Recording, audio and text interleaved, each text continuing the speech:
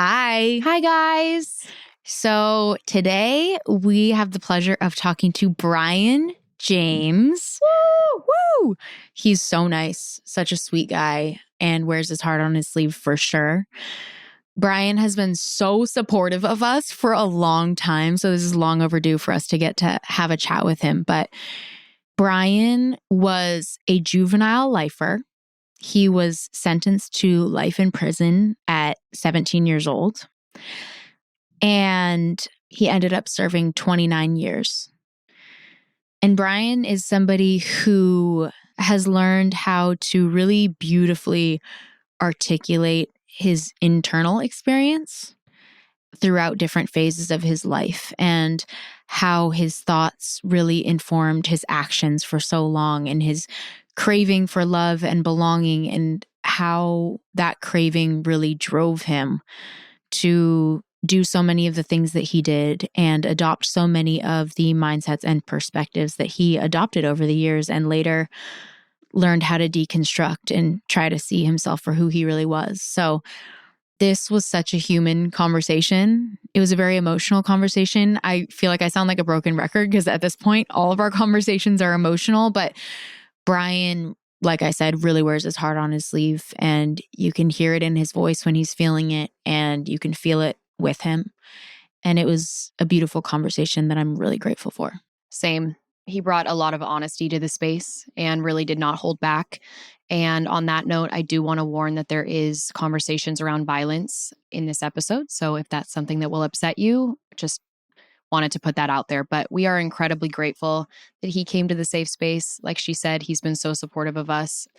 And when I was sitting here with him, I completely understood exactly how he paroled and exactly what the parole board saw in him, because he was able to articulate his internal experience from a very young age in a way that most people cannot. And just really grateful that he took the time and very proud of him. Definitely. Brian, thank you so much for your honesty, for your vulnerability, for your accountability. And it's a blessing, though, for us to get to learn about each other and rehumanize, some of the people that we think we can't understand, but then later learn there's a lot we can relate to. Okay, let's get into it. Love you guys. Love you. Brian James. We've been chatting for a minute already, so we're all comfortable. Yeah. Thank you so much for being here. I'm going to tell everybody to listen to your book, your audiobook on Spotify, because I listened to it earlier just in preparation for our conversation with you. And I was really so pleasantly surprised at how emotional I got and just like how touched I was by even just like the sliver of the story that I heard from you. So I cannot wait to dig in. I have about 1 million questions for you. So. We do have a lot of questions for you. Okay, she was like, this one might be a long one. I'm like, it's okay. Okay. I'm gonna take it back though. Okay. So you were telling me just a couple minutes ago about how, so much of what you talk to the parole board about is where you come from and what happened to you and how you've been able to understand your youth and your journey. So I'm going to start way back and ask you about how you grew up. Like, what was your experience like growing up and how did it kind of mold your perspective on life at that time in your youth? My story's similar to like so many people, but I think the thing that makes it unique is the fact that the life that I lived, I didn't necessarily have to live. My mother and father were heroin addicts. They used during the pregnancy, so I was born. I ingested drugs in utero, so I was born withdrawing. Wow. And so I spent the first 100 days in UCLA Medical Center. After that, I went to my grandparents' house for a little bit, 2-3 months, and then I ended up back with my mom and my dad. And, when drug addicts, as parents, your time is not invested in your kids. So, you're forgetting to give them food, water, you're forgetting that they're there. So I spent a lot of time alone. I spent a lot of time kind of like fending for myself. I would go to my grandparents on the weekend, and they lived in a really nice area in the San Fernando Valley. My grandfather had worked for Universal Studios for 50 years. Wow. My grandmother was a homemaker, old-fashioned. But then I would go back with mom. So as I was there in the house and, they were using it, people were coming in and out, it was damaging me. Right. I didn't know this at the time, but I started like blaming myself. I didn't understand the nature of addiction. I just knew. Right. Mom and dad are not showing up. What's wrong with you? So I started like inward, and I started like nurturing these feelings like you're defective, and it wasn't necessarily words. I didn't have words on them. They were Right. just really ugly feelings, like Right. feelings of worthlessness. And I stayed with those for a long time. And, you know, what I learned in my later years in life, what a child needs, love and protection and Mhm. security, all that was missing. So I went searching for it, Right. and I found it in the perfect spot. Gangs, you know, I hated myself. Something was wrong with me. My parents didn't want me. So I got a new name. I got a bunch of friends that came with it. It just sounded in my little sick, sad, depressed mind, it was the greatest thing in the world, Mm. because now I was somebody. And, you know, I wanted mom and dad, but at least I'm getting it from somebody. Now, the problem with it was, to keep this, it came at a price. Yeah. You know, you have to, you know, I'm committing crimes and fighting and going in and out of juvenile hall. But when I come home, it's like the welcome home, fresh out of jail worship. And I lived for it. It fed that hole that was inside of me Mm. that was missing. So my life began with gangs, and internally, I dealt with the pain with drugs. From what age did you start using? About 7th grade. Wait, you started using drugs in 7th grade? In 7th grade, was the first thing I did was I drank a 40. Okay. So you were drinking. Yeah, because, you know, I was going to go to a party, and I liked this girl named Sonia, and I didn't have the courage to, you know, I wanted to walk up and I wanted to kiss Sonia or, you know, something that night. And so I drank it, and it worked. Mm. Problem solved. Social anxiety. I kissed Sonia. Like, you know, everything was great. I woke up in the morning covered in throw up all over myself. Oh. But with one thought in mind, I need to get some more of that, and as much as I can. Oh. And it just, my spiral began, you know, from that, just like a regular addict. Got it. Weed and ultimately meth and heroin. So your addiction was paired with your growing investment into gang life and being a part of the cycle that is getting intertwined with the justice system. You're in, you're out. Yeah. I mean, it was just part of, it's part of the deal, really.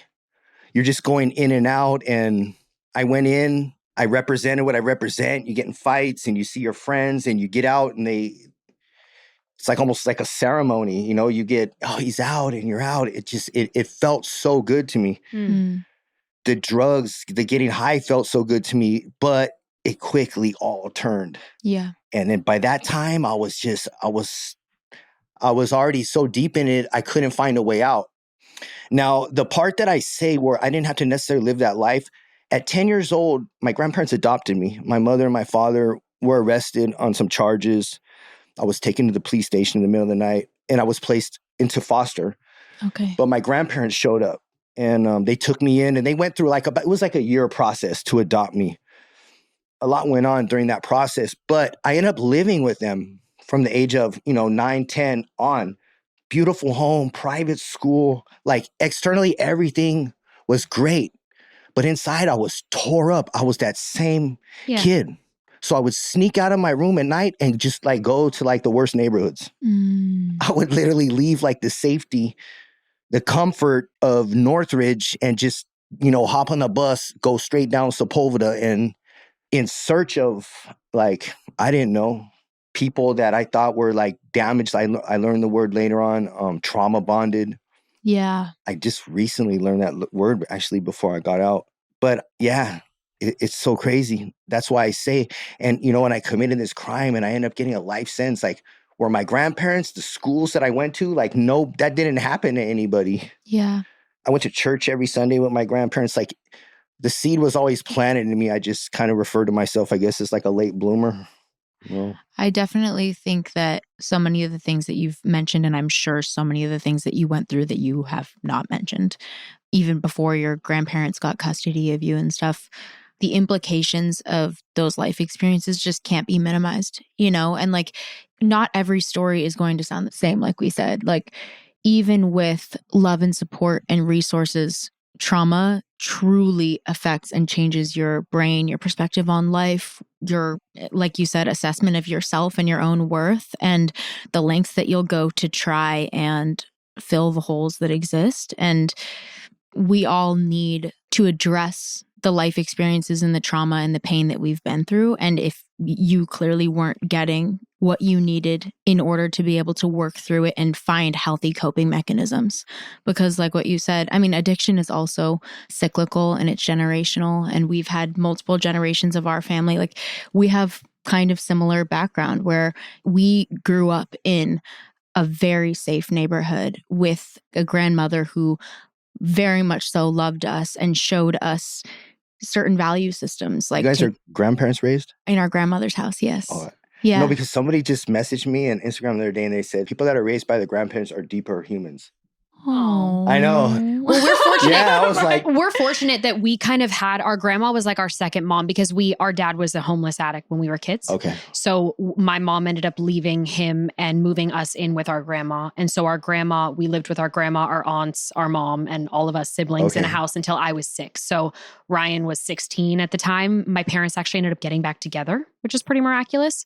After our dad got sober. Yeah, my pops got sober when I was like 3.5. It took a couple years and then they ended up getting back together and we moved in as a family to a house. That's the long story. But that's all to say that like our grandma she is the reason our family is what it is today. And she's absolutely had any fighting chance of making it without all of us falling into like really, really. Yeah. Well, we definitely would have fallen into, no question about it, homelessness if Graham didn't exist. Yeah. Because, I mean, I guess maybe like a friend or something would have stepped up, but that definitely would have been more likely if she didn't exist. Yeah. But that's how I feel too. Like my grandparents instilled in me because I didn't have much time and freedom with them, literally like 3 years because I started going to juvenile hall early. So my whole life was pretty much, it's been in jail, but they're, grandparents every weekend and like the letters. So the bond was still there, but yeah. But all that is to say, there are so many things about your story that ring true for me. And like walking side by side with my brother and his struggle with his addiction and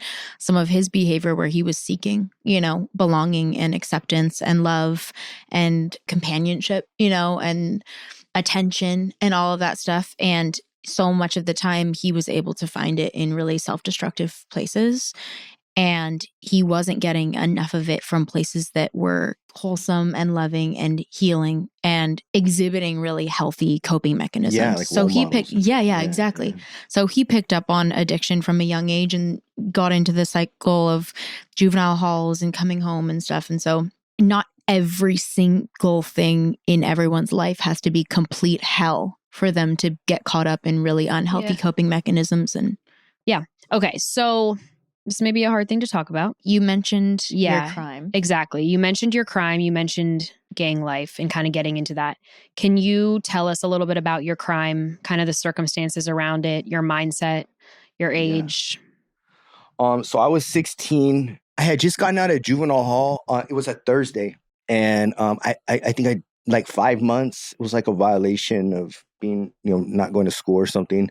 I got out on a Thursday. I stayed home all day. On Friday, I went to Magic Mountain.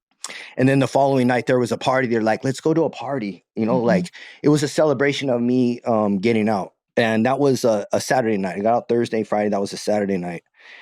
And so we went to the party and, what happened was not a coincidence. I always thought like, it happened. It's a party. It didn't happen that way. Like I had just got out of jail. I wasn't supposed to be out that late. I was drinking. I'm with gang members. Like we have weapons. Like there's so many things going on wrong at that time that you just needed the slightest thing and it was all bad. Yeah.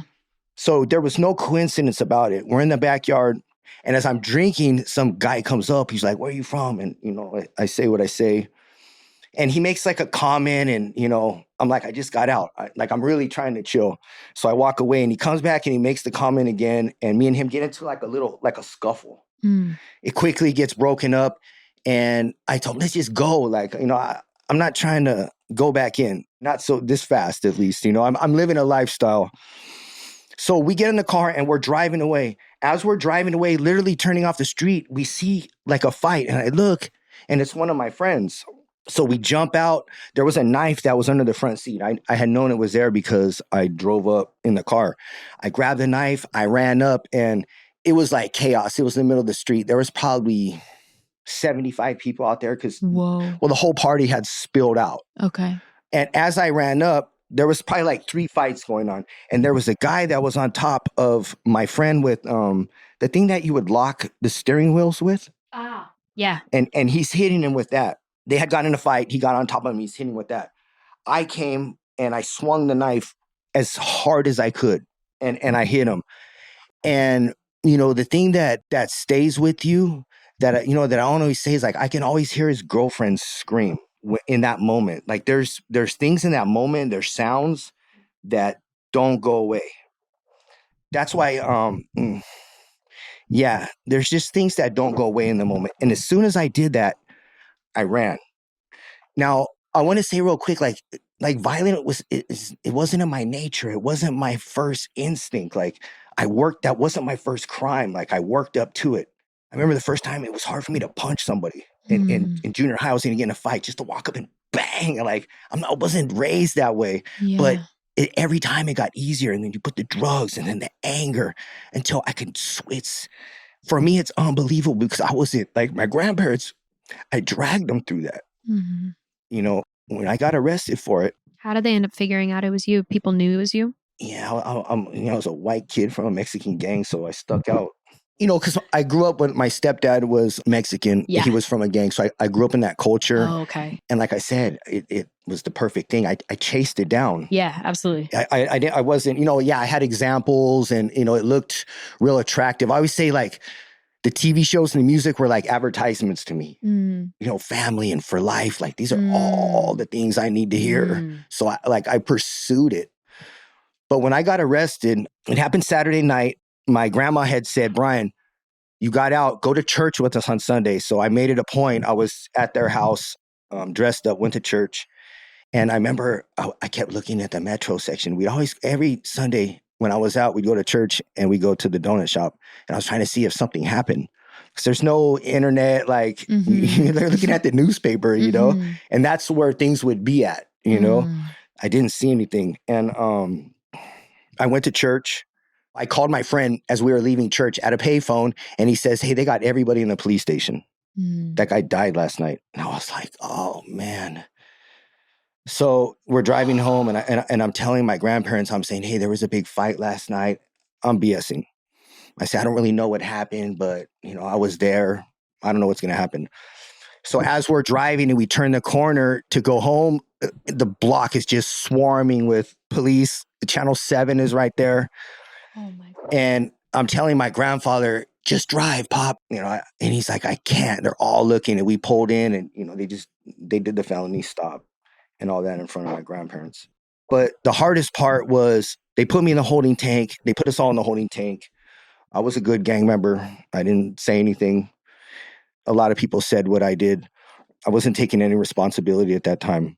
I'm ashamed to say now that I was actually proud of what I did. Wow. Because that's the Pledge of Allegiance to, I told you guys that I would be worth it.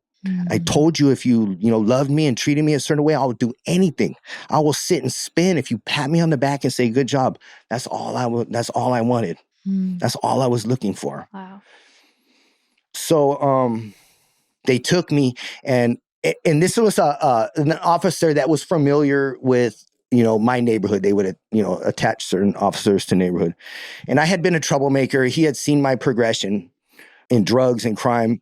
And he walked in, he's like, you want to be a tough guy? And he cuffed me up and he walked me behind a wall.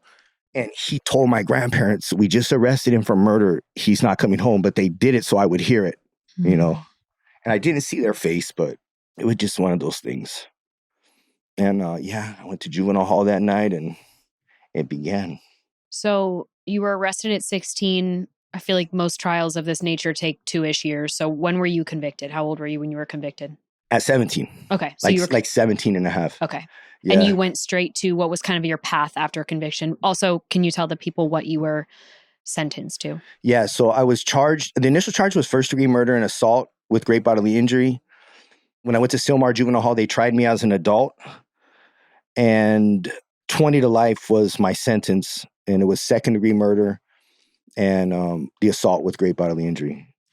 So you started your gang involvement before you ever went to prison. And then when you were in prison, did you continue participating in that culture? And also just like on a broader scale, Can you explain how gang culture exists in prison and how it influences and shapes prison culture in general? And then like, how did you fit into gang culture, at least during kind of the beginning part of your experience? I always looked at just like in my mind, like was like the next level. And I was eager. So I kind of just tried to get involved. I tried to put myself where I knew something would happen. I mean, I had the mindset of why? Because I have a life sentence. This is my home. This is my house. I need to learn this. I had already been told by the board that my parole officer had not even been born yet. So wow. In my mind, and I'm still the kid that I described earlier, depressed, zero self-esteem, hated myself. And now I got to do it all over again. Now I have to do it again. I have to prove my self-worth because I'm dying to be a part of these guys. I want them to pat me on the back. I want them to know that I'm worth something, and I'm ready to do anything I could to do it. And on top of that, I'm a white kid that's involved in a Mexican culture in prison. So while I never felt like I was pushed extra hard, in my mind I had to work double time, or I had to prove myself just a little bit extra. This is just the narrative, that I told myself. Yeah. But, that's the thing with California is gang culture. It's ran by gang culture. It's the prisons, you mean? Yeah. And it's segregated. And the trip is because, I've been through, I want to think of that word. It's such a great word. It's going to come to me. Okay. It's such a great word. Progression? Yeah. It's like a progression, but it's like, it's literally related to prison where you have gone through all the changes. You go through all that. And like when I went in there, like, I never had any hangups. Like I grew up in the San Fernando Valley, so it's not like everybody's there. Yeah. It's a mix of everybody. So as opposed to like guys from Orange County where it's there's not really blacks, or Compton where there's not many Mexicans, things like that. Got it. I'm accustomed to being around a ton of people. Okay. Meaning a ton of races like in a San Fernando. Everybody. When I was younger with my grandparents, I went on vacations. They took me to New Zealand, to Canada. So I kind of had a little bit of like life experience. Exposure. Yeah. But when you go in, you have to fall in line. Like I share in the later, there were guys that I had been known forever in there, and we would just, hey, what's up? It would just be that because there's not a reason for us to talk. And are you referring to, just for them, because I think we understand the culture a lot, but when you're saying guys that I had known forever, guys of other races? Yeah, like other races. That are my friends. Like, but it's just the way it operated.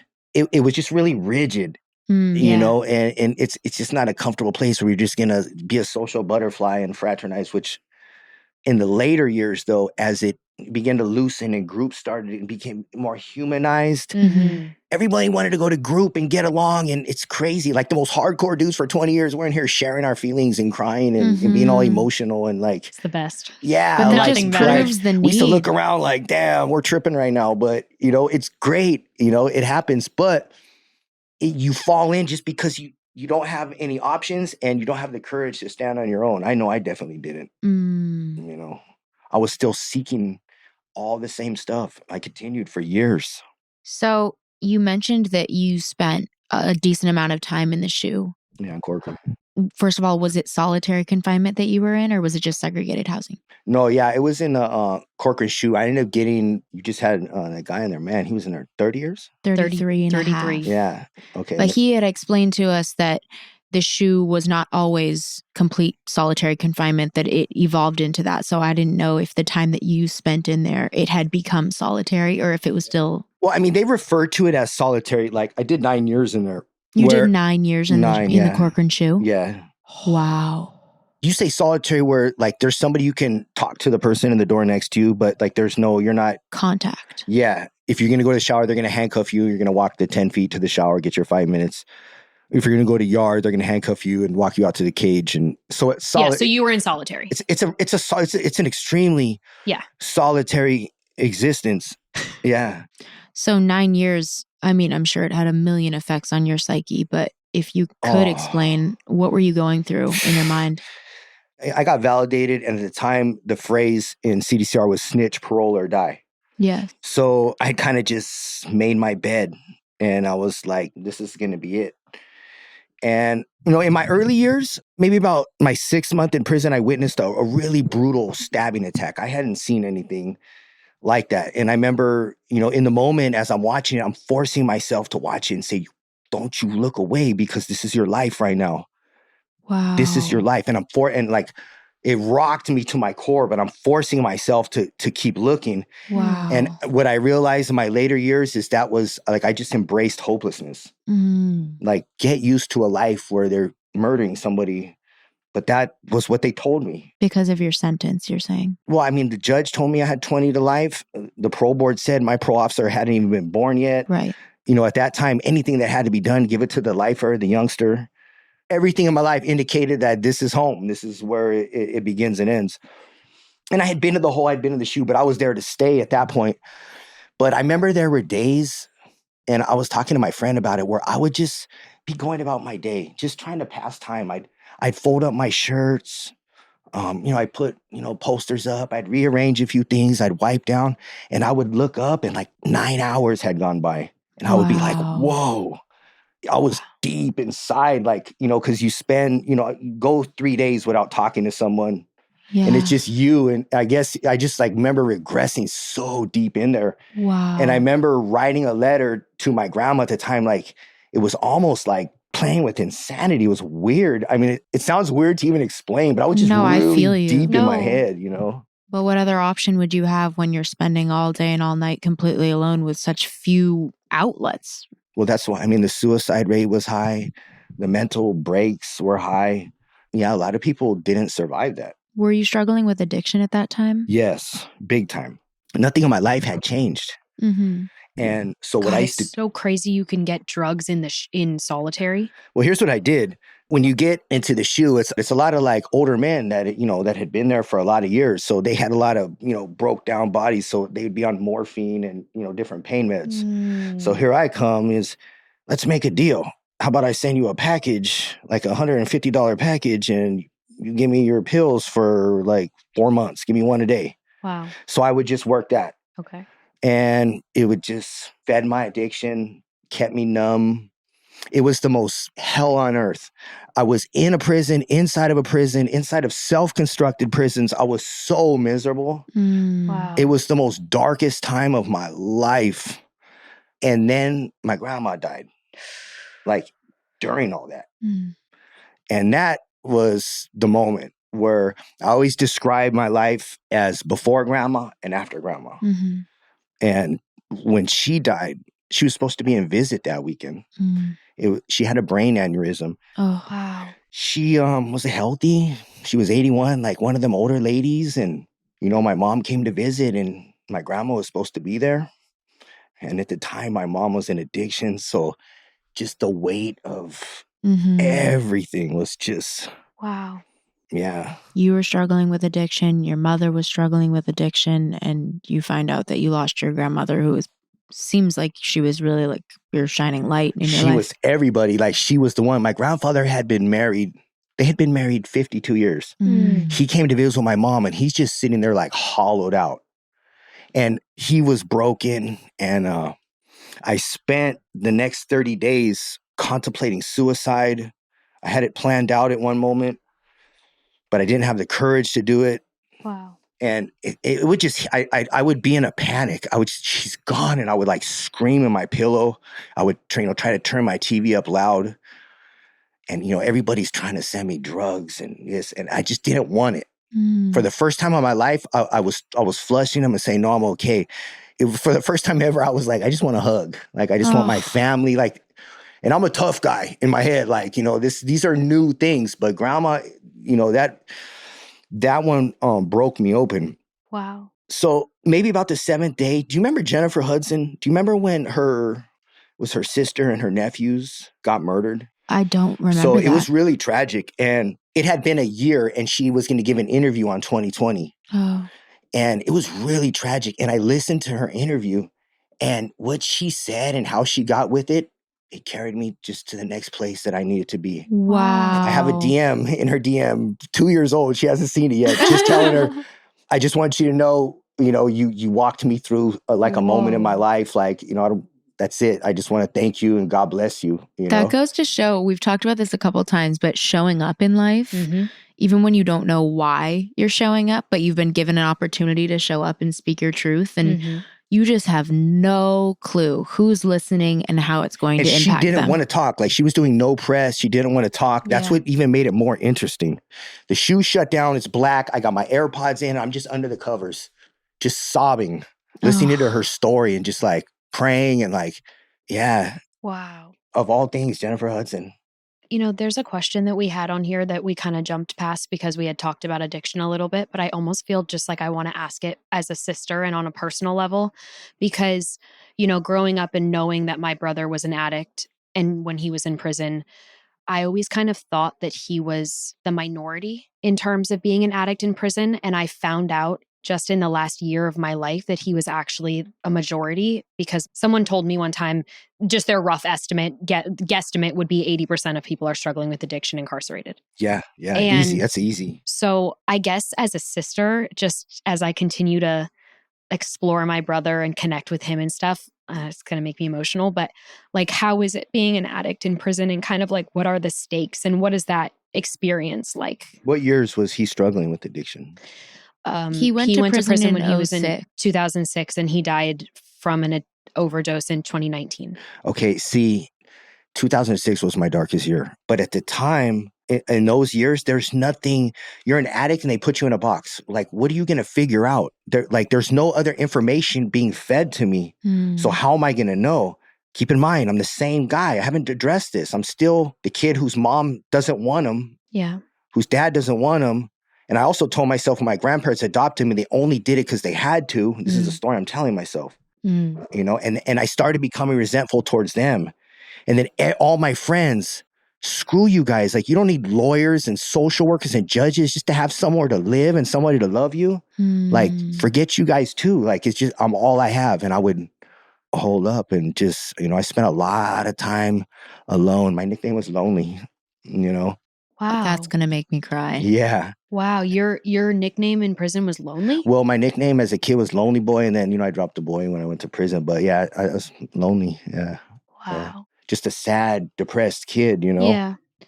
Yeah, no, I think about like the stakes of being an addict in that situation and just it seems nearly impossible and people do it. People get sober in there and they get clean and they figure it out and they find a way, you know, but my mind has been kind of cracked open as my understanding has grown of how many people struggle in there because growing up I thought that he was kind of not like one of the only ones, but I just didn't understand that it was heavy at that time. Such a part of the culture and of the lifestyle and of the means to survive that people were leaning on, you know? I've also heard from so many people, not just on the podcast, but in life who have struggled. And we've heard so many people say that such an important tool for recovery is keeping distance and space from places where you used and like from people that you used with and stuff like that. And if you're in a confined environment, there's basically no way to create any space from the place that you've been struggling with your addiction and using and in a certain mindset, like you said. So it's one thing not to have new information flooding into you or access to resources that you desperately need to get sober, but it's another thing to be confined to the same place that you've been using. And that's something I've learned a lot about. So on point. It's easier for me to be clean out here than it was in there because like you said, I can recall times where I got 5 years clean in there and we're at dinner. This is post grandma, you know? Yeah. So I've actually strung some time together of clean time and I'm at the table and I'm at dinner and then these guys are, you know, passing something and I see the heroin. My whole insides just turn. And then it's in my head now, you know? But then I remember I've been doing the work. If it's there longer than 8 seconds, it's going to be an action. So stuff like that, you know, it worked. But, and I will say this, heroin is the greatest feeling I've ever had in my life. It takes all my problems away. It takes them all away. But the cost of it, it cost me everything. It cost me my whole life, all my relationships. My mom said, don't ever say you'll never return to it because that's trying to declare that you've defeated addiction. Right. So just say today, but it's still there. I'm an addict. My first thought always when I'm sad, when I'm struggling, when I'm nervous out here, my brain, I know what to do. Yeah. But that's where the work, as my friend KD says, that's where your second thought shows up. Get to your second thought. If you put in work, the second thought is right there. If you don't put in work, the second thought, it might be a little delayed. Yeah. And whatever you're playing with in your head gains traction. And yeah, that was a great thing. That's beautiful. Yeah. A second thought. So your grandmother's passing broke you open and you started thinking about changing your life. How did that progress? I just knew, I remember praying. I hadn't done that in a long time. And, grandma and talking to grandma, like I didn't know what they wanted me to do. I didn't know what to do, but I knew what they didn't want me to do. So I started there. And I was entangled. I mean, my whole childhood, my whole life, juvenile hall, county jail, multiple prisons, in the shoe. So this is all I know. This is who I am. Brian James been gone years ago. He's somewhere in the 80s. Nobody's even called me Brian in 20 years. Wow. So I started with my grandmother's letters. I always kept her letters in a yellow envelope in order. Man, okay. I'm right here with you. Yeah. Having our own flashback. Yeah. That's how like jail, the person you love the most, you would always guys would keep their letters in there. And but at the end, she would always write a Bible verse. And of course I would never read it because I'm, too cool. Yeah. And it's going to, convict me kind of hard because I'm not living any kind of right lifestyle. But I started reading it every day and, kind of talking to grandma. I started ordering some new books, checking out some different channels, trying to make an effort. You're in the shoe, so you're in a cage, not going to that corner of the cage because, I already know what this guy wants to talk about. So just really small things. So I'm living this way and it's really slow baby steps. And I'm not telling anybody because if you say, hey, I'm trying to change my life. I want to be a good person for my grandma. They'd be like, what's wrong with this dude? What's wrong with this guy?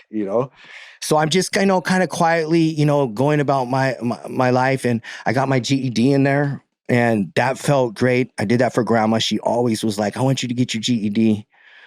Congratulations. Yeah.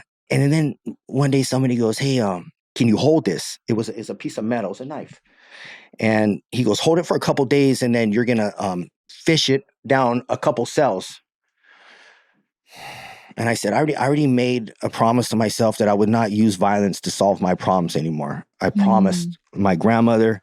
I said, I'll hold it. It's no big deal. Were you in the shoe at this point? I'm sorry. Okay. Yeah, I'm in the shoe. Okay. And I made this deal. I'm making all these deals. I'm not going to do violence. But I say, you know what? I'll hold it. Because I don't want to get called scary. I don't want to do that. And I'm saying, I'm just holding it. I'm not doing anything. This is, right. This is where I am in my journey, still, rationalizing the stuff. So I hold it for him. The next morning, federal agents, sheriffs, all kind of people rush the Corcoran shoe to all the buildings, dogs, every building, the whole yard. There's vans, FBI, everybody. Charlie Manson ended up getting a cell phone and he was calling ABC News, Robin Roberts, in What year was this? 12? Okay, so Ryan was in 2010. Let me think. It was my last write-up. Oh, no, actually 15. Okay, 15. Right before SB 260. Okay. So they come and I throw it in my shoe. And there's a guy that has the other half of it. He throws in his shoe and we're walking out through the metal detector. I see him. They grab him. They pull him to the side. I'm like, oh, man. But whatever. I'm trying to be a good person. I'm still going to continue that path, but I'm not going home. So whatever. Get caught with it. And I'm really disappointed in myself, by the way. I have to write my mom and I have to write my family and say, hey, I got to write up. And it doesn't matter because I'm in the shoe. I'm not going anywhere. I'm going to die there.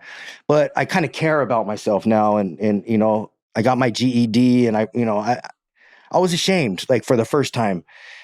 And I went to court and I was going to go to trial because I'm in the shoe. And when you go to court, you get to go to a van, you get to go out. So the more times I go to court, the more times I get to go out and experience the world. Yeah. Wait, why were you going to court? Maybe did I miss it? Well, they charged, I got caught with a weapon, so they charged me. Oh, shit. Okay, so when you got caught with that, you got formally charged with something. Formally charged, okay. Yeah. Right.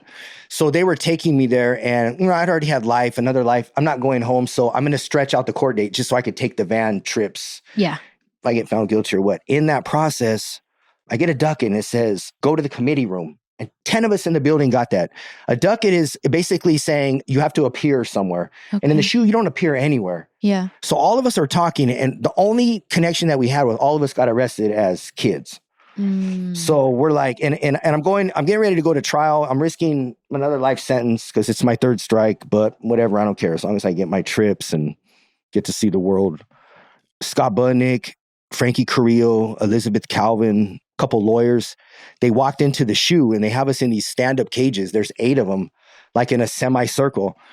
And Scott opened up a laptop and he turned it around and he showed me, and it's the steps of the Supreme Court. And there's a bunch of guys on there smiling. He goes, all those guys had life sentences and they're home.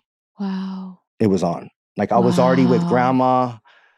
I was already trying to make grandma proud. Now that's all I needed. Wow. I never got a write-up since, and I've been groups. I feel like it's so important just to emphasize how since you were a child, since you were convicted, you've been told over and over again that you'll never see the light of day outside of the prison walls ever again. And so even once you had a major breakthrough and you're changing your life and you're deciding like, I don't want to resort to violence anymore. I want to get my education. I want to figure out how to love myself. I want to figure out what the fuck has been going on in my head all these years.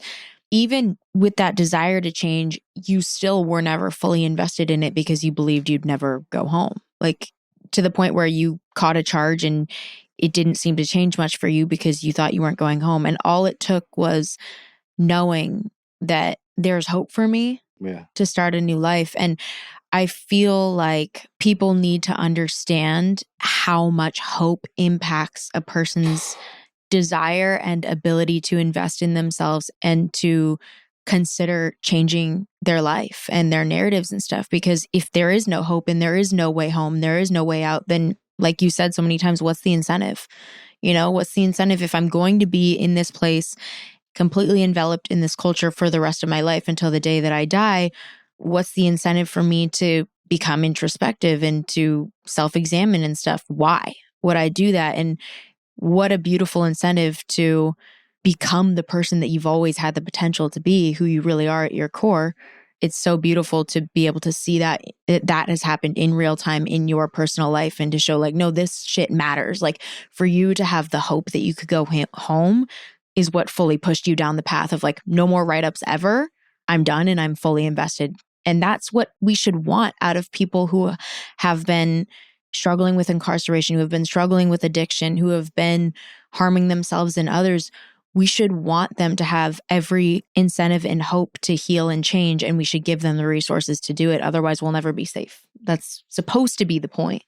It was also important for me to like slam into enough walls to where I turned around and was like, became desperate for him at that point. Because drugs always for me like numbed. I'm a really high emotion. Like I don't feel sadness. I feel anguish. It's not happiness. It's bliss. It's not anger. It's rage. So like the drugs would always kind of like level that off. And so, there I was without the drugs and still with all these things. So it became almost like a desperation. I found peace with my father. My father, he disappeared probably about 7. I didn't see him anymore. He was terrible. He used to beat my mom. He would beat me. But even in his absence, he was still the most impactful person in my life, like throughout my entire life. Like he drove my rage. And I came to peace with him after that through a poem. Wow. Like I kind of constructed a poem and I wrote it out and I sent it off to my family. And how old were you? 37. So it took you till 37 to be able to approach finding peace with your father. And it was such a it hit me when I was in that SHU to know about him so bad. It was weird because my whole life I hated him. And I became him in terms of, a heroin addict. And, that's how I always describe, like my dad, heroin addict is the first word that comes to mind. But that's how I found peace with him in his death. He's been gone. And he was so much a part of my life. Like he died during the week of my trial. And I remember it was like my grandma or my mom came and I'm getting ready to go off to prison or whatever. And they're like, oh yeah, by the way, your dad died. I was like, oh, no way. Huh. Anyways, did the money go through all my books? Like, it was that, because he just was Yeah. irrelevant Wow. in my life, you Yeah. know? He passed of addiction? Yeah, overdose. Yeah. But then later on at 37, it just hit me. It hit me. And I remember at the time too, I was reading Barack Obama, Audacity of Hope, and he said in there, like, every man is either trying to live up to his dad's expectations or make up for his mistakes. And that kind of probably set me off, maybe. I don't know. One thing I'll say about you, just to give you your flowers, is I've sat in this space with so many people who have had to do so much introspection to find their freedom and to find a new life. You know what I mean? Just internally. But you have really found the words for your experience. Like, you have the words in a really profound way for your internal experience. And that's not an easy thing to do, because like when I sit here with you, I'm like, yeah, I can completely understand why they paroled you. Because if you were sitting there, like, you understand deeply, deeply, deeply what you were experiencing as a child. And it keeps hitting me over and over when you say, as an adult, I was still that child that was looking for love and acceptance.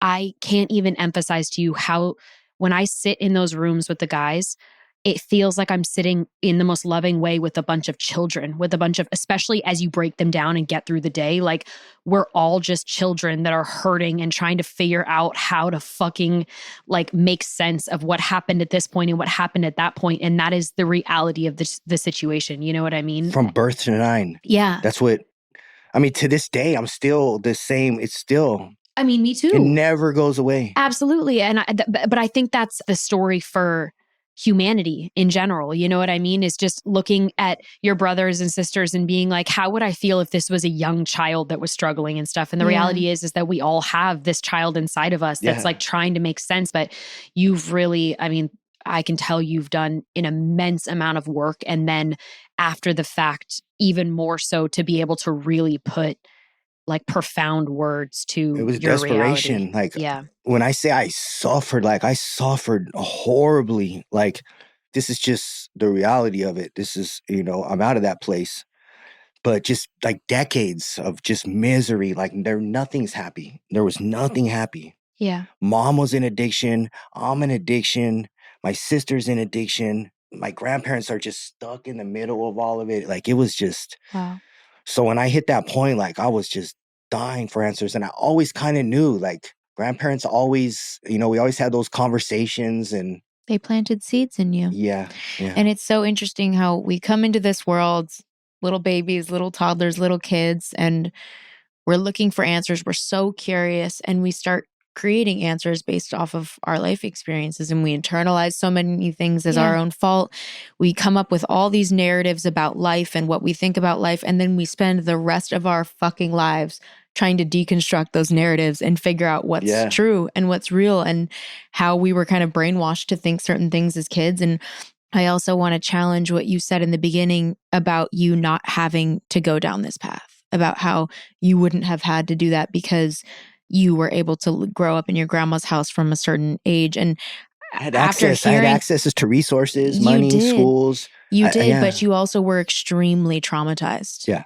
Extremely traumatized. And abused. And that shows. Neglected. Yeah. If you could put that kid in any situation. Yeah. You take that kid and you put him in a box in juvenile hall. If you don't fix it, then now he's worse. And now you put him in the county.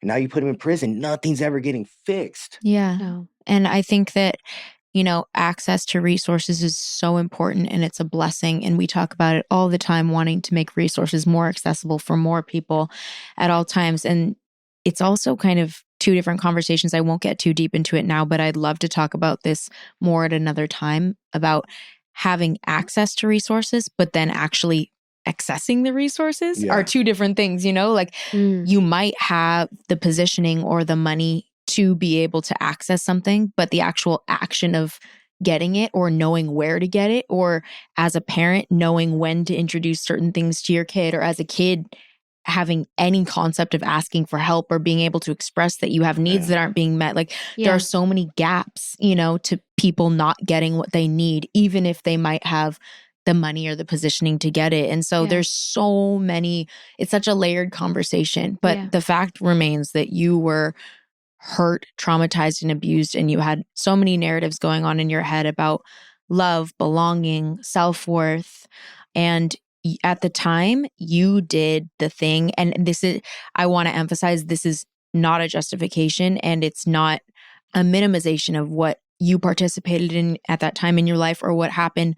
But it is the truth that you had your version of trying to access love, belonging, and all of those things. And you did what you did at that time to get what you believed were those things. Well, that's what what I we're told all the board. seeking. Yeah, it's not an excuse. It's just an explanation. Yeah. And so moving on from there, though, I know that positive change and the dog program and kind of getting to connect with those overwhelmingly loving creatures made such a huge impact on you. So how was the dog program introduced into your life, Positive Change, which we had Zach on the show a couple of months ago, and he's amazing. And I know you have such a good relationship with him.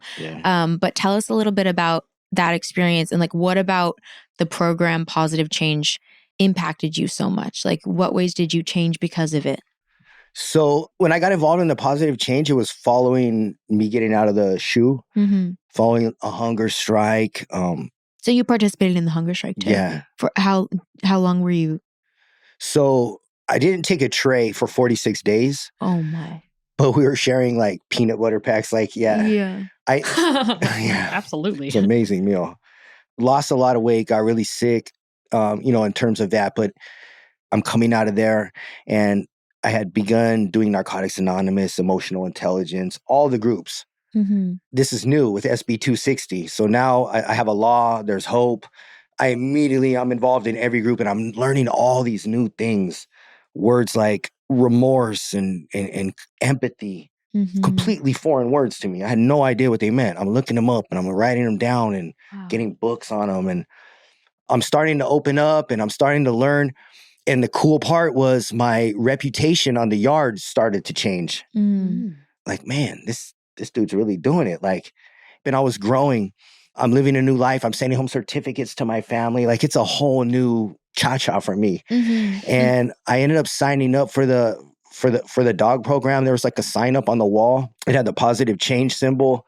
And nobody else signed up. It was just my name on there. I wrote my name on the first line and then on the bottom line.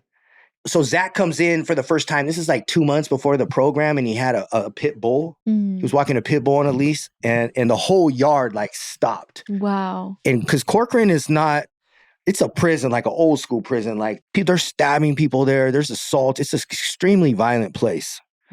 People, gang members that are really committed to what they do. And when he walked on the yard, everybody, everybody was going up, talking to him, petting the dog.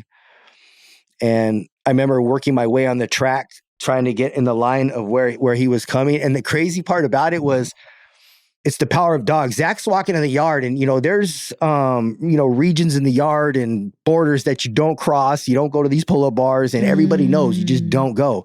He's going through everything, walking with the dog. And it was just so cool.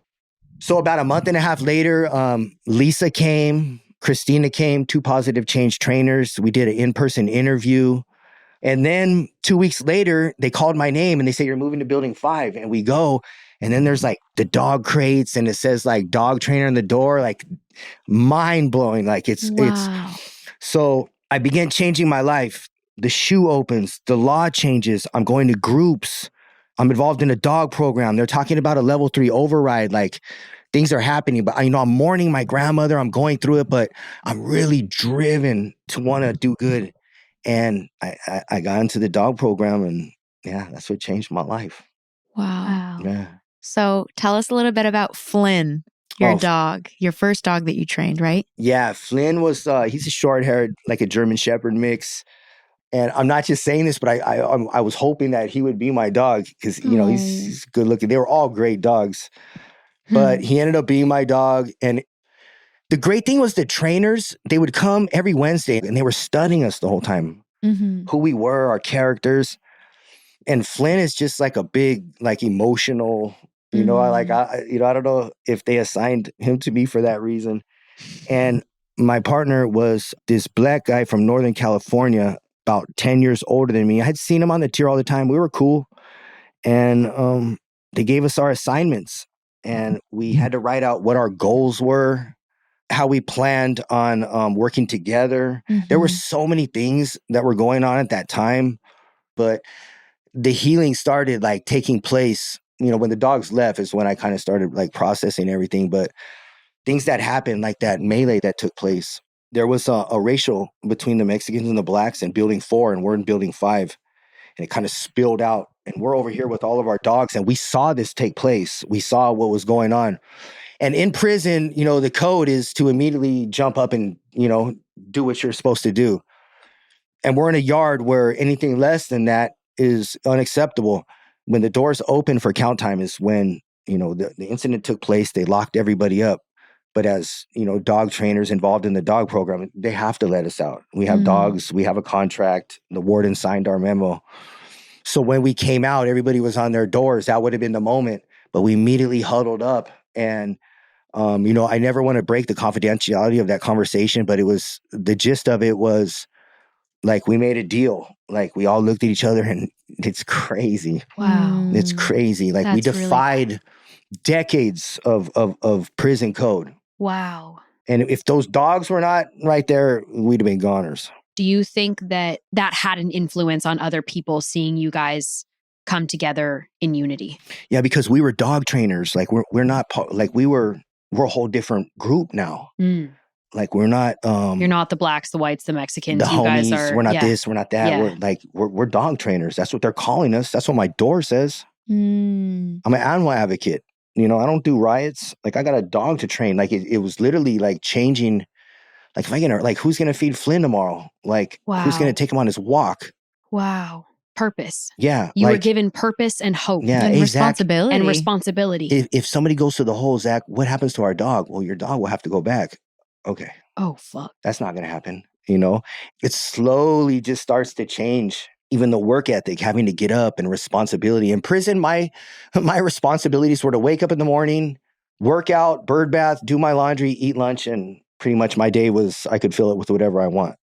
That's the bulk of was my responsibilities up until the groups in 2015 when that stuff started happening.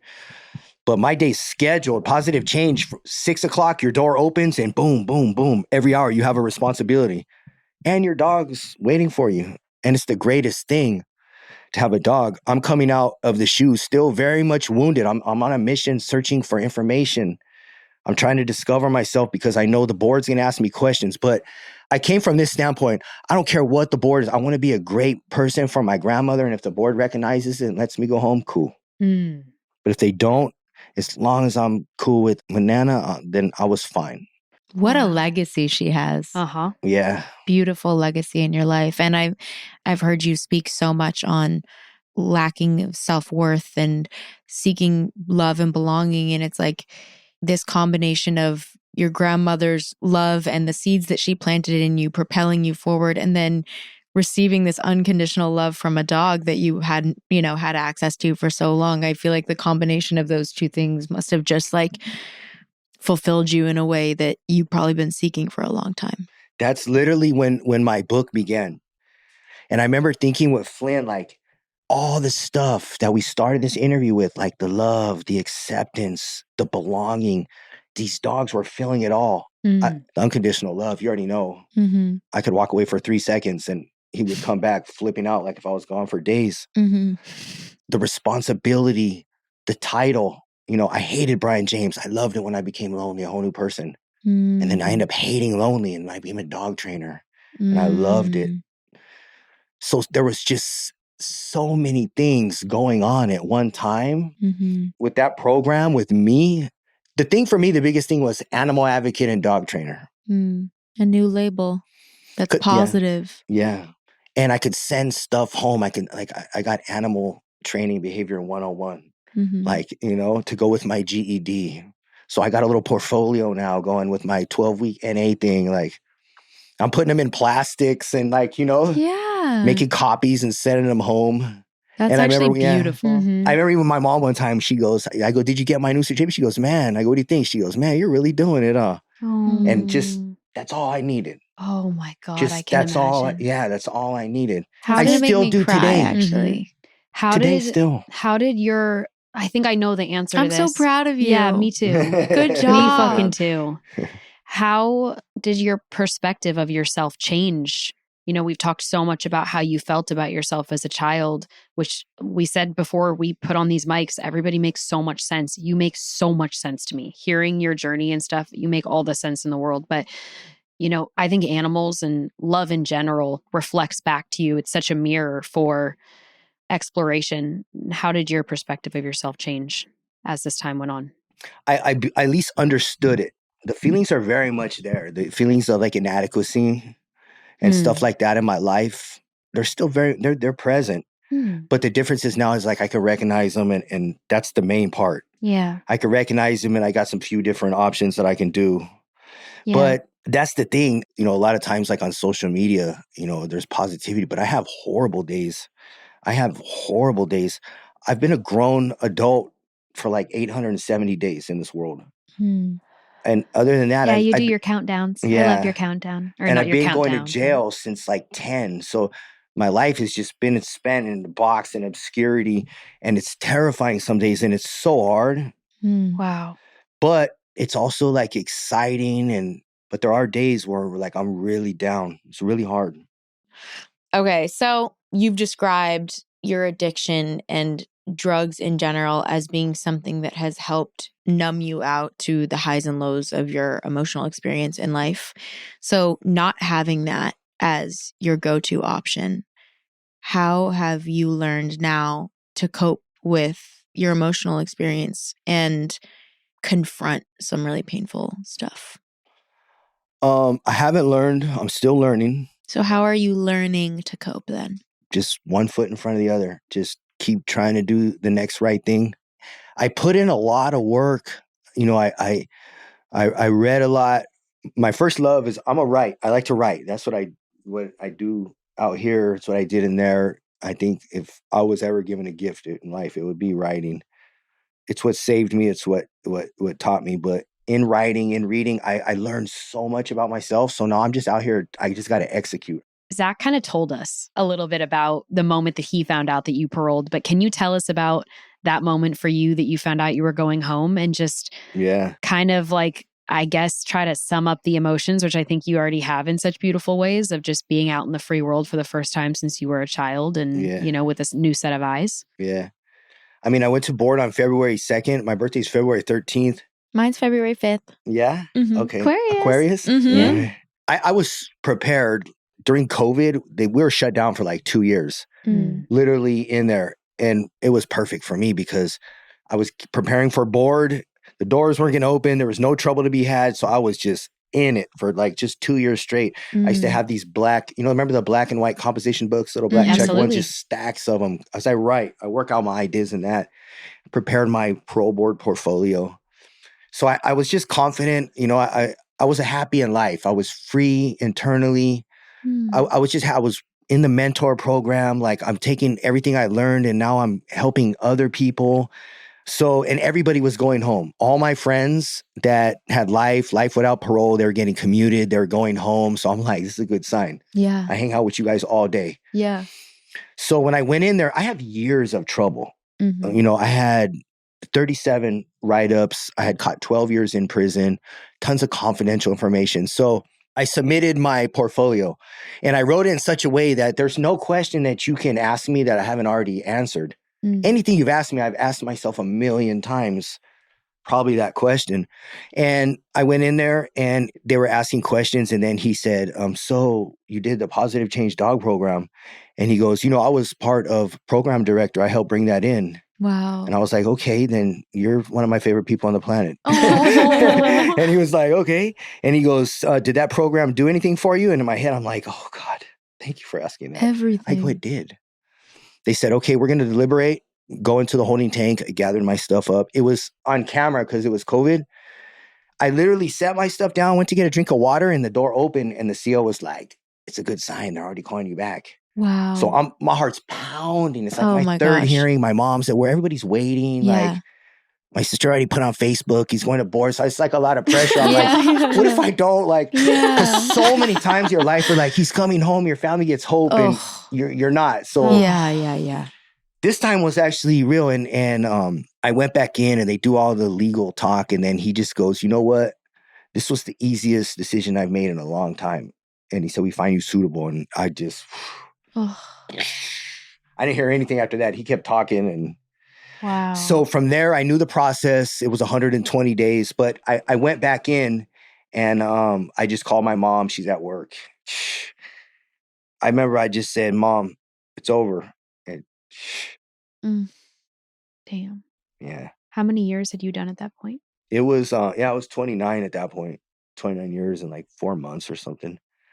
And it was so cool because our relationship was already like, drugs were gone. She's clean. Like, it was a real relationship.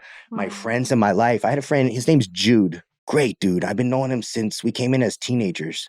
There were times that, I would have died for this guy. He would have died for me. I would have done anything for you. But I didn't know anything other than his name was Jude, and he's from Ontario.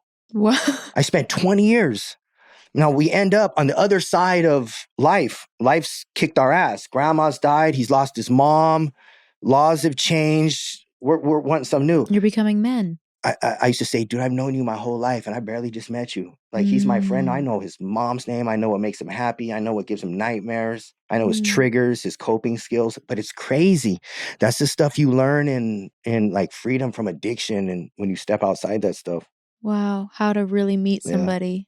Yeah. But I want to ask you, there are a lot of people who are very resistant to believing that people change. They're resistant to believing that people who have caused harm will no longer cause harm once they come home. And they're afraid. They have a lot of narratives going on in their heads. So what are the things that make you confident in your change, that make you confident in who you have become and in your ability to say no to violence or causing harm? Like, where does your confidence lie within yourself to be able to represent yourself and explain to people what change really is about, Yeah. That's a good question. I mean, I'm coming into myself and I'm still trying to search and I'm still trying to find that confidence. Like, there's still times where like the ego gets involved and you want to, don't you know? That was the last thing that I got rid of in my life was 5 years ago, I would have done this. Like, still trying to hang on to something. Like, you're lucky that's not me 5 years ago. So I've learned to just like humble myself in the world and like, I don't want to fight. I don't want a problem. I still want love. I still want acceptance. The only difference is I'm not going to compromise who I am to get it. That's a huge difference. Yeah, that's beautiful. I mean, I had a friend that told me, you got to stand on your square. And he was on the yard and he drew a square in the sand and the dirt. And he said, stand on your square. What's in your square? Responsibility, honor, all the positive things. No matter what happens in life, don't ever step off your square. And he used to always tell me that. And it would always stick. It's always plays in my head, my square. Wait, I feel like we have to tell the people the happy ending to Flynn, though. Because didn't your family tell the people what ended up happening with Flynn, the dog, your first dog? Well, when the program first started, like, we knew the goal was to get the dogs adopted. They would come in every Wednesday. They would film us and, we'd share our goals and our homework and all the stuff we're doing. So immediately, like, I was like, can my family, my mom, they go, yeah. So the process happens and they don't really say anything. It was until the end that the dog was going to go home with them. And it was such like a Band-Aid because our graduation for positive change, saying goodbye to those dogs, like it's happy, it's sad. It's like, it's such a great moment, but there are moments that you experience like having to let go, like stuff we've never done, invest in something, let it go. And like, there's just the lessons just are on top of lessons right there. So John Flores, who was one of the trainers, met my mom and my sister in Bakersfield at a park, handed over the leash and they brought Flynn home. And for me, it was just so special to, have had, I dragged my family up through those grapevines, through visiting, through holes in shoes. So to turn my life around and be able to invest all like my love and attention and everything that I have into an animal and send it home. Oh man, talk about sending a letter or something or a drawing home. Like, we used to think that was cool. An animal. And when the second round of the program came, I had got a dog named Sheldon. And I remember my mom's like, I'm not going to adopt every damn dog that you train. But about 4 weeks in, Sheldon, I had to call her. I was like, Mom, Sheldon's my soulmate. He cannot go into this world. So they adopted Sheldon too. So do you have Flynn and Sheldon now? Yeah, I have Flynn and Sheldon. Holy shit. Yeah. These programs are so important. It's so important to have the testimony of somebody who's been so impacted and, you know, your life changed so much. And now you have 2 dogs because of it. You were able to contribute to like the healing of 2 creatures and the saving of their lives and, you know, gift them to your family and for them to, you know, for you to have that shared bond with them and build relationships for you while you were still incarcerated with guys, like you said, that you wouldn't have interacted with otherwise likely, and built so many bridges and healed so many parts of you and showed you so much love and showed all those guys so much love. Like there's really no downside that I'm seeing to it at all. And that's my main thing in there is this is in Siberia.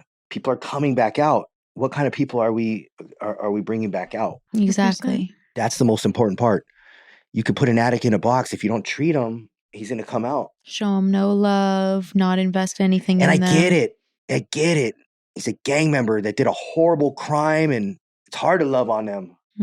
But he's coming back out. You know, so let us do our work. If you don't like it, you know, support us in our work at least because he's coming back out. Yeah. It's beautiful. Well, I want to get back to asking you, how has it been to be free? How long have you been free and how has it been? Well, today's 870 days. And the last few weeks have been really heavy, you know, dealing with the death of, you know, my girlfriend's father, cancer. I had another friend who overdosed, a guy that I knew. You know, I was talking to my friend last night too on the phone. Like, I you know, there's so much ugliness going on out here, but there's also like a lot of good stuff. So, you know, literally you're stuck with what you're going to, like where your perspective is going to be. But anxious because just the way my brain works, like trying to make up time. And I have just like this drive inside me that, you know, I just want to get stuff done. And in my mind, I'm like, you were gone 29. So you need to fit 5 years into every one until you hit 29. And I know maybe that's not the most productive way of thinking, but my grandma used to say, just, you know, you're going to get out one day, just make noise and be useful. And that's just, you know, what I'm trying to do. I feel like, you know, I came into this world with my story as my main asset in the world. And so I just want to try to share it in all its ugliness, whether I'm crying on the internet or I'm sharing something, I don't care. It's real and I'm done with the mask and the tough guy stuff. It's too exhausting. So I'm just learning, developing Brian James, trying to figure out, like, I don't see the end goal yet. Like I'm experiencing things and doors are opening and life is happening and blessings. So, I mean, it's starting to become clear. Then life comes and knocks you down. You get back up and your check engine light won't go off. And okay. Well, if it's any consolation to you, what you just explained that your internal experience has been in the last couple of years has been very similar to my internal experience these last couple of years. So I just want to let you know that you're not alone, you know, like I feel that in so many ways in terms of like, nothing really makes sense right now, but the lights bulbs are kind of going off and the doors are opening, but I have no idea where I'm going. The path is getting clearer for sure, just even in the last couple of months as my mental health has gotten a little bit better. But I relate to that so much, you know, just trying to figure out who the fuck you are and kind of form that path and deal with also all of the natural storms that come, you know, with being out here. And that's so crazy because that's why these conversations are so important because like I see you guys on Instagram and I'm like, dang, they got it so together. Look at them. Oh my God. Look at them at the beach. Like man, like in my mind. Yes. But, you know. That's what we all look at each other and think similar things. I don't know. The more I adult, the more I realize that we are all still kids inside and we are maturing and working on ourselves and stuff. But I don't know if there ever is really an end goal in life. Like we have certain instincts and intuitions about things we'd like to explore, what we're curious about. I think we have moments of higher inspiration and higher motivation that feel great. And then we have times where we feel stuck or lost or confused about our purpose. And I think that that's just the natural ebb and flow of life. I don't think it ever stops. I think it's a constant quest for our truth and our fulfillment. And I think that the goalpost continues to be moved as we learn more. Mhm. And Agreed. I think that that's just the most normal thing. We all think that we're so confused and everybody else has it figured out. And that's just so not the case at all. Oh, I know, because a lot of times I ask for help and half the time nobody knows what they're doing either. So I'm like, okay. Welcome back, Brian. Welcome back to the world. Yeah. Now you know how it feels to be in a work environment. And you're like, how did we all get here? And what is going on right now? It's crazy. And that's the hardest part for the work environment is sometimes I'm just excited just to wake up free. And then I'm coming in with all this excited energy. I'm just met with like just jaded. Oh my God. Been doing this my whole life. Like, wah, wah, wah. No. So now I got to find some kind of internal joy to Yo, that is so real. We need to be better, man. I have one more question that's brutal, because you've done so much work and because you are a very eloquent speaker. If there's something you could say to the victim of the crime that you committed or their family, or just say on behalf of yourself with like where you've come after all of these years of pain and struggle and hard work, what's your message on that? So like I came to the realization that like our stories, for better or worse, are forever connected. Mm-hmm. When I did it, he was a guy from, he was an enemy. Mm. And when I learned later on, when I was reading about, different subject in history, like racism, you turn a subject into an object, and that makes you the ability to hate the person. Mm-hmm. And he was an enemy, and I'm putting in work, and, so I began using language like he's a human being, and I took his life. And it just became more real. And then the groups and empathy and compassion. And then I lost a family member. I lost my grandma. And I remember thinking like the same pain that I'm feeling, because so much stuff was going on in my head in those 30 days, the same pain I'm feeling, I intentionally inflicted it on a family. Mm. Forget anything. This is a human being. And then I saw a movie, The Kite Runner, where it said, if a husband dies, the wife is a widow. If she dies, he's a widower. If a parents die, he's an orphan. There's not even a word for a mother who loses her son. And just these things started hitting me. And I pulled my head out of my ass and I removed myself from the drugs. So now I'm paying attention to this stuff. And I wrote him a letter that I submitted to board. I wrote that letter probably 100 times before I put it on record. And just in case his family ever wants to, I wrote his family one. And my message is this: there's no words, there's no apology. And, but what I said in the letter was that when I learned about you in trial, you would have been my best friend. Like you sounded like you were just like me. You were into the same stuff as me. You had the same goals. I don't know what happened in his life that we ended up on that same path. And when I got out, I didn't say in the letter, but, I always made a promise. I gave my entire first paycheck to he went to college and he was involved in Chicano studies. And so I went to that department, and because in the trial, I know they said that they pitched in to pay for his funeral. So I just anonymously, I gave her my paycheck to him. And just remembering him, not letting it be in vain. The board asked me, like, how do you make it psychologically okay to live with the fact that you took someone's life or you've lived a life of destruction? And the only way is just to keep pushing and keep making sense of it, because otherwise I'll go crazy. I'll go crazy because I can't believe I did that.